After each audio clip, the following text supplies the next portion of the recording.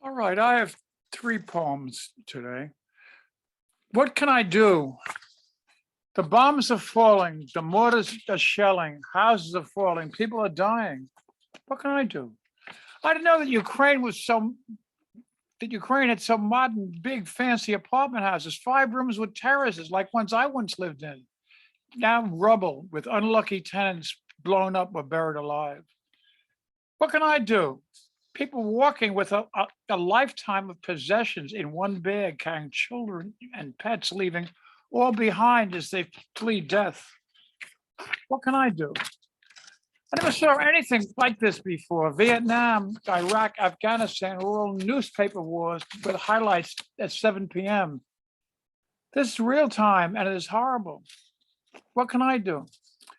I could send a lot of money if I had any. I could go over and fight if I were 50 years younger.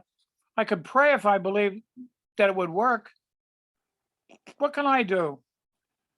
So I watch, consumed by the horror, fearful of missteps that could bring on World War III, concerned for the first time ever for my family and home. But I have my answer. What can I do? I can only write. The next one, hopefully, I'll be able to share because I can't pronounce some of the words in a poem that I wrote. So that's tough. Mr. Putin, when your armies cross into another country, when you blow up people's homes, when you bomb hospitals and public buildings, when you kill soldiers and civilians, you can tell your own citizens that it's a peacekeeping effort, a liberation effort, defensive measure, and you can forbid them to say and send them to prison for 15 years if they're heard to say or seem to write that it's about. And you, Mr. Putin, will be remembered in history not as the restorer of the Russian Empire, but rather as and that's Russian for the butcher of Ukraine. And then the last one's a tad longer, if I can find it. My War of Anguish. I was born during, I've been around for a lot of wars.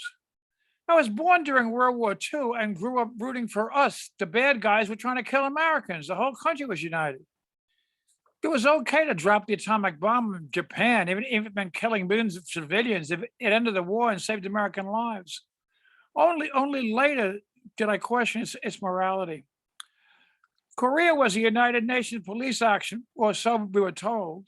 When President Harry Truman removed an American hero, Douglas MacArthur, as commander in Korea, Truman was vilified in my old neighborhood as a traitor, a communist, or worse.